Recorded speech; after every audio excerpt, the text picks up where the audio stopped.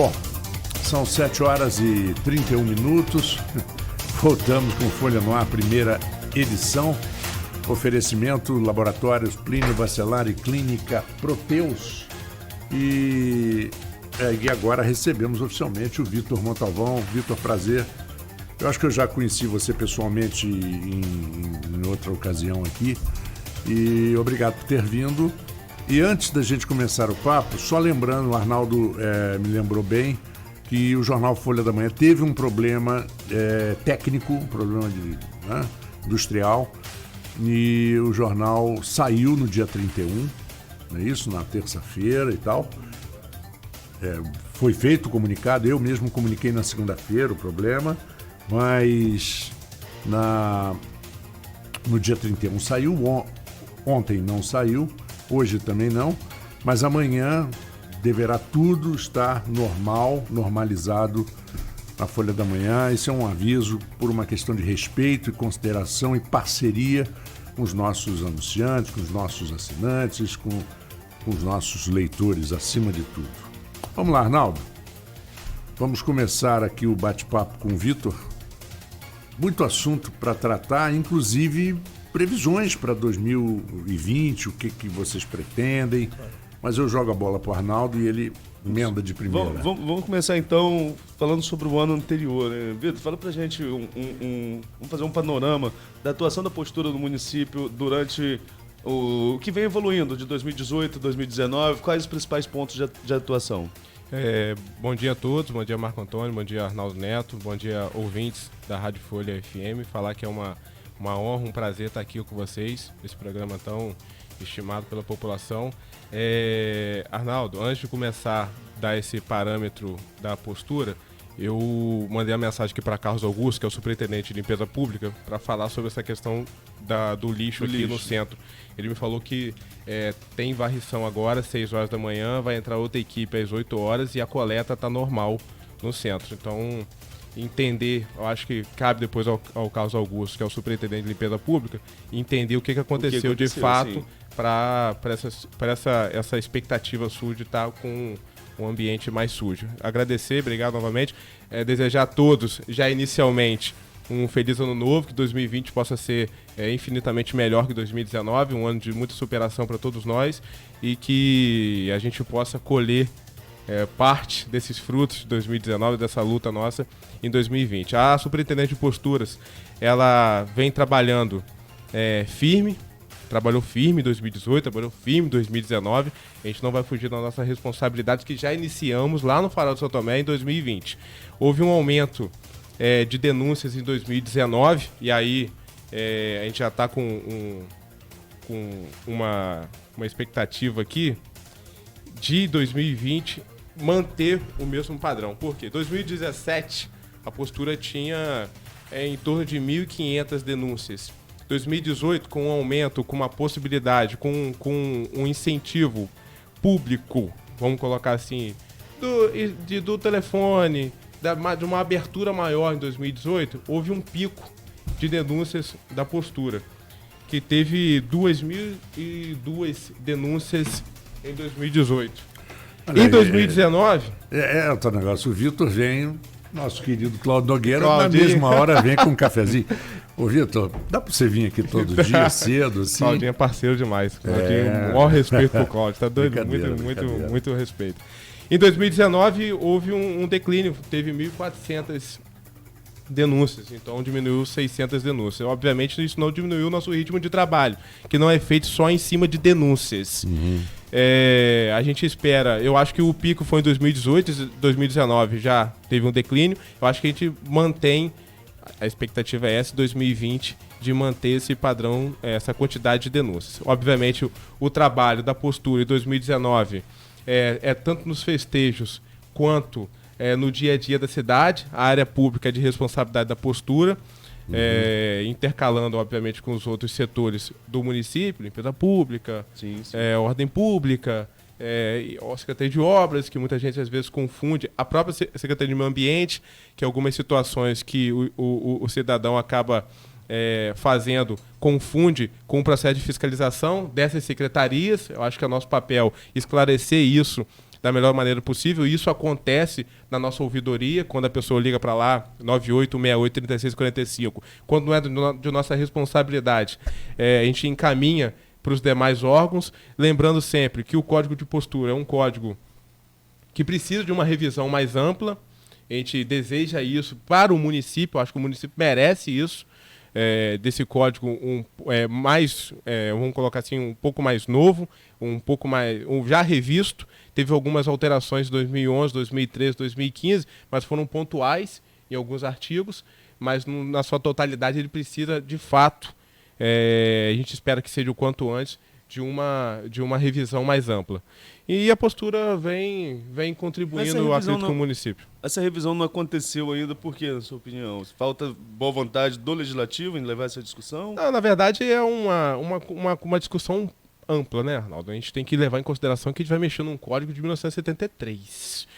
Não foi falta de vontade da minha parte em querer fazer essa mudança. Só que aqui a gente não está conversando com crianças e nem os ouvintes são crianças. É uma discussão muito ampla para um governo que pegou uma cidade com muitos aspectos parados para querer resolver tudo de uma vez em 4 anos. Eu acho que aí eu vou dar uma posição de um pensamento que eu tenho na postura. Infelizmente, eu tenho certeza que eu não vou conseguir resolver a cidade do jeito que eu gostaria de resolvesse. Mas eu também não vou deixar da mesma maneira que eu peguei.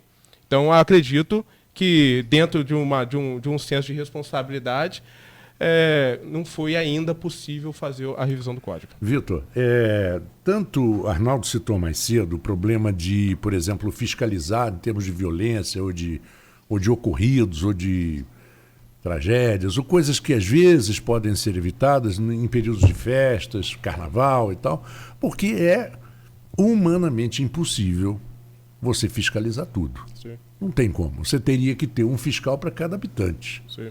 Porque você tem 10 cidadãos que cumprem e que fazem, e você tem 20 que não. É quase que o dobro. E a postura, no meu modo de ver, ela depende demais do cidadão. Ela depende demais. Não é como a gente falava sobre... Aí teve um ouvinte que criticou, que veio... Não, porque o governo tem que estar em cima do negócio de chikungunya, tal, de fumacê. Gente, 90% é responsabilidade nossa. Sim. O que o governo, ou que qualquer órgão pode fazer é paliativo perto de uma situação dessa. Mas a gente sabe que também as coisas escapam das mãos de vocês. Querer executar uma lei que existe, por exemplo, eu vou citar o fato dos animais, uhum, dos burros e cavalos, uhum, em área urbana, uhum, que é um perigo. Ela ofende várias leis. sim, Várias, não é só uma. É desumanidade com os animais, é a primeira, porque esse pessoal não tem, com algumas exceções, não dão nem água, estão um pouco se lixando para os animais. Segundo, às vezes eu vi uma vez 2 carroças atravessando a Ponte da Lapa e os 2 conversando. Quer dizer, nem carro vinha, nem carro ia. E dane-se, né? Se você reclamar, você ainda ouve o que não quer. sim, verdade. E essa história também da sujeira, insalubre. É insalubre, porque eles não limpam, eles não fazem nada. Assim, eu tenho uma visão sobre essa questão. E é muito difícil, porque os vereadores têm o próprio que o Arnaldo falou, essa época, eles querem um voto, é compreensível, a gente sabe disso. Eu tenho uma visão, principalmente para essa questão de descarte irregular, vamos colocar assim, da questão dos carroceiros, descarte irregular, que é uma roda gigante que a gente não consegue, o poder público não consegue resolver, parte. E ontem eu estava falando sobre isso, ontem à noite, lá em Farol. 90% da população, ao meu ver, ela não concorda com o trabalho do carroceiro por causa do animal. Eu acho que não cabe mais, numa cidade tão ampla, grande como a nossa, esse trabalho específico. Eu não estou falando das pessoas que trabalham, tá? Pelo amor de Deus, quero deixar isso bem claro para as pessoas em casa. A gente sabe. Eu acho, a gente sabe, mas a gente precisa sempre reforçar, até, Marcos? A gente precisa sempre reforçar. Não é nada contra a pessoa que trabalha na carroça, gente, pelo amor de Deus. É assim o trabalho, a roda gigante que isso acaba causando. 90% das pessoas não concordam, vamos colocar assim, a grande maioria. Só que, quando houve um início neste governo de tentar resolver a questão através do CCZ, que é o órgão responsável, que é uma lei, que já existe uma lei estadual que proíbe esse tipo de atividade, que é papel do Estado em fiscalizar, que não acontece, e o município quis colocar um incentivo para esses carroceiros, ao mesmo tempo proibir, vamos colocar assim, esse trabalho, a sociedade fica calada. E 100, 200, 300 pessoas conseguem fazer um alvoroço gigantesco em que o poder público, muitas das vezes, se sente recuado em querer fazer o papel que a sociedade toda se espera. Porque, na verdade, e aí eu vou colocar no lado de cá... Mas é muito aí, num papel de fiscalizador hoje que estou... A lei é regulamentada direitinho ou falta... A lei estadual, sim. A lei estadual, sim. E não se aplica? Mas aí compete ao Estado fiscalizar. Compete ao Estado fiscalizar. Então, assim... E é uma lei dúbia também. Eu imagino. Ela é meio confusa. Né? Ela é muito ampla. Como quase toda a lei brasileira, ela é muito ampla, que dá margem interpretativa aos milhares. Então, assim, o que eu quero chamar a atenção? Que a sociedade de bem, a sociedade que quer a ordem pública, que a sociedade que quer o processo de fiscalização, ela também tem que se manifestar quando o poder público inicia esse processo. Então, assim, começamos em 2018, lá na postura, dia 7 de março, pegamos numa cidade que há muito tempo não existia uma fiscalização de postura mais ampla, vamos colocar, mais objetiva em querer fazer o ordenamento do município. No início, confesso, que foi difícil demais, porque as pessoas querem o processo de fiscalização, mas elas também não aceitam quando elas são fiscalizadas. Uhum. Existe essa real verdade, existe essa verdade. As pessoas são... É o meu vizinho, tudo bem, mas comigo não mexe no meu quadrado, não. E eu acho que 2018 foi um ano mais complexo para a postura. 2019 a gente manteve o trabalho e 2020 a gente espera manter o trabalho de 2019. O pico, particularmente, eu acredito que foi final de 2018 para 2019. Depois se estabeleceu. Claro, foi o que eu disse há 5 minutos atrás. A gente não vai... Eu infelizmente, nesse âmbito de fiscalização, não vou conseguir colocar a postura, a cidade do jeito que eu sempre sonhei para o meu município. Mas vai estar bem diferente do que estava quando eu cheguei na postura no dia 7 de março de 2018. Esse papel de fiscalização, normalmente, foi o que você colocou, né? Acaba ganhando até um papel de vilão em alguns casos. Sim. Nesse momento, sobretudo, que a gente está no verão, né, começando, a programação do Farol começa no próximo fim de semana, sem ser esse fim de semana agora o seguinte, fala-se muito de ambulantes, né? Falamos muito de ambulantes, alguns cadastrados, outros irregulares. Como que é a atuação junto a esse ambulante e qual seria a alternativa para quem estivesse irregular, pudesse regularizar a sua situação? Então, o processo de fiscalização do Farol de São Tomé, que é também de nossa responsabilidade, começou em novembro, é bom frisar isso.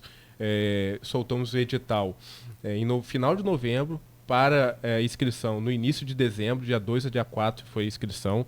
Houve todo o processo até o dia 26, que foi...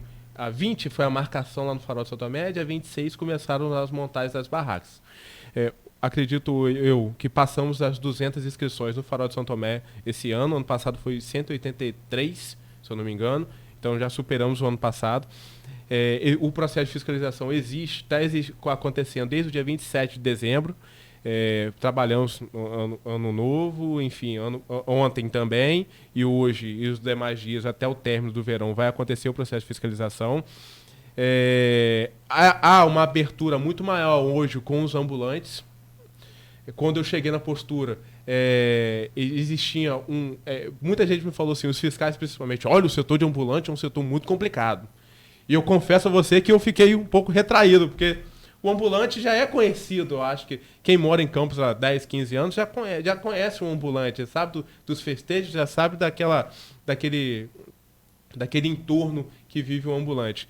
E fiquei um pouco retraído. Eu acho que mais com um processo de diálogo, de transparência, de chamar para conversar, de explicar, de entender principalmente a demanda dos ambulantes, a gente já conseguiu quebrar isso. Existe hoje um processo de diálogo infinitamente maior do que existia antes. Hoje, o ambulante que é irregular no Farol de São Tomé, primeiro, quando o processo de fiscalização chega, é uma orientação minha. Primeiro, conversa. Segundo, orienta. Terceiro, pede ele para fazer o cadastro. Se for possível a regularização, por que não vamos regularizá-lo? Se não for possível, vamos dar uma alternativa. Então, assim, o processo de diálogo exige ponta, de diálogo aberto, exige ponta trazer a solução, ponta. né? Para trazer a solução. Porque eu acho que as pessoas querem resolutividade. As pessoas querem solução. Sim. As pessoas não querem conversa ou tornar o processo burocrático. Eu concordo que o ambulante não está ali para ele com o objetivo principal de ferir nenhum tipo de lei. Ele está querendo viver. Exatamente. Né? O que a gente tem que fazer é orientá-lo para que ele possa fazer da melhor maneira possível para a cidade. Lógico, o ambulante tem sendo a calçada. Ele tem uma vaga de carro, a gente coloca ele na vaga de carro. Ele tá enfim, algum mobiliário a mais. A gente orienta ele para diminuir. Então, assim, eu acho que é um processo de orientação. E a gente vem fazendo isso desde o início e por isso hoje existe esse diálogo. Acho que 99,9% dos ambulantes têm meu telefone, têm meu WhatsApp e ficam me mandando mensagem quando dá, dentro do horário também, porque o pessoal às vezes perde um pouco a noção. Dentro do horário que dá para responder, a gente responde. A gente tem uma comunicação boa com o pessoal da associação, com o Roberto, até mandar um abraço para ele. Então, assim, o processo de orientação, porque eu entendo isso, sabe, Marcos? Eu entendo que as pessoas estão ali para trabalhar. As pessoas não estão ali para se divertir ou farrear. Então, eu acho que a gente tem que ter o respeito com ele. O fora da lei mesmo, é a minoria. Sim, é a minoria. É verdade. É como a gente fala das comunidades, favelas antigamente, como a gente dizia, 99% do morador da favela é trabalhador. Sim. Né? E 1% prejudica. Né? Bom, mas só um detalhe. São Paulo, por exemplo, que você tem aquelas áreas, por exemplo, no Brás, você tem no centro, ali na 25 de março, existe, por exemplo, uma preocupação. A polícia, ou a postura, vamos chamar assim, de São Paulo, é muito rígida. Ela vai, mesmo assim é difícil controlar. Sim. Muito difícil. Lá é com a guarda. Com a guarda municipal. É a guarda municipal. Exatamente, é muito difícil. Você tem na 25 de março, você tem lojas estabelecidas. Esse é o problema. Então, por exemplo, numa loja de esportes, vende a camisa do Flamengo. Do Flamengo não vai vender, vai ser raro. Mas vende porque tem flamenguista em São Paulo. Mas vende do Corinthians ou Palmeiras, não sei o que e tal. Aí, camisas verdadeiras na loja. Aí em frente estabelece um ambulante com a falsinha, com a genérica. Aí o comerciante da loja que paga um imposto, aluguel, aquela coisa toda, se sente prejudicado. Sim. Aí ele vai, faz a reclamação, aí tiram aquele ambulante dali, botam em outro local e tal. Aqui você não pode fazer uma concorrência desleal com o que está estabelecido. É muito difícil, a gente sabe, mas como é que vocês têm tentado? Se bem que Campos esse problema é menor. É menor, mas ele existe, né? O centro da cidade, na verdade, com esse ambulante irregular, que ele vende a reprodução, a falsificação, seja de camisa, crime, sandália, né? crime. Primeiro é crime. Primeiro é crime. Segundo, que ele está irregular. Terceiro, que no parâmetro da postura que nos compete, e infelizmente eu não tenho como autorizar trabalho de venda de materiais, a não ser alimentos, no centro da cidade, que é o que a gente chama de quadrilátero central, que vai aqui da Ouvidor até o Ferreira Machado. Por que surgiu o quadrilátero? Essa é uma boa pergunta que muita gente não sabe. Existe um TAC do Ministério Público com a Prefeitura, em 2011, assinado, que proíbe esse tipo de trabalho por causa do camelô. Esse tipo de trabalho é feito dentro do camelódromo. Fora dele, a postura não permite, porque foi naquele momento, em 2011, teve o ordenamento no centro da cidade, tirou muito camelô, concentrou dentro lá do camelódromo, Michel Haddad, e no lado de fora ficou proibida a venda. Então eu não tenho como autorizar esse tipo de trabalho de camisa, de sandália, de meia, de guarda-sol, qualquer atividade que não seja alimentícia. E aí o nosso trabalho é de fiscalização de fato no centro da cidade, que é fazer apreensão, mas principalmente de conversar. Já estive 3 vezes no centro da cidade, 3 vezes, uma delas até um ex-vereador filmou, dizendo que eu estava constrangindo, mas na verdade estava conversando, que eu juntei todo mundo que faz essa venda irregular, porque Campos, diferentemente de São Paulo, é uma cidade menor, comparada a São Paulo, então aqui a gente consegue conversar com as pessoas. Juntei todo mundo, falei, gente, olha só, vocês já sabem da realidade, não pode, existe um TAC, e todo mundo sabe, tá? Aí não é grau de escolaridade, não, Marcos. Todo mundo sabe que não pode, por causa do TAC do Ministério Público de 2011. Ponto. Mas é possível nos bairros, é possível regularizar, é possível dar a oportunidade de vocês de trabalharem de forma legal fora do centro. No centro eu não posso. Vamos na postura fazer o processo de cadastro para que a gente possa regularizar? A resposta foi 100%. Não queremos o centro. Então, aí naquele momento eu falei, fiz isso 3 vezes, tá? Infelizmente, você já sabe, se tiver o processo de fiscalização e tiver apreensão, será feito, porque eu preciso também responder ao chamamento dos comerciantes. CDL, ASIC, Carjopa e o cidadão que quer passar no centro da calçada e não quer ser aborrecido por gente vendendo coisas irregulares. É lógico, é muito mais amplo do que eu estou falando. Existe também ali famílias. Só que ali existe o processo da ordem pública, existe o processo da Polícia Civil, existe uma esfera um pouco maior do que simplesmente a postura, que é a ponta.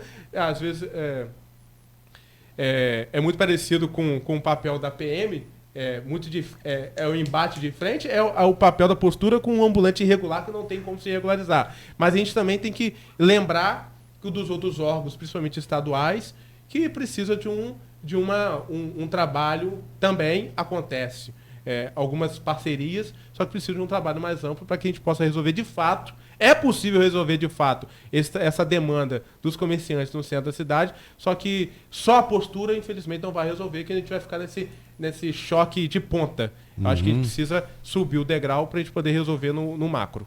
E aí nós temos na cidade de Campos, principalmente no centro, calçadas estreitas, sim, muito pequenas, muito estreitas. Se o ambulante ocupa, acabou, não se passa mais nada, né? Não passa nada. E outra coisa que não me conformo é o poste no meio daquela calçada estreita.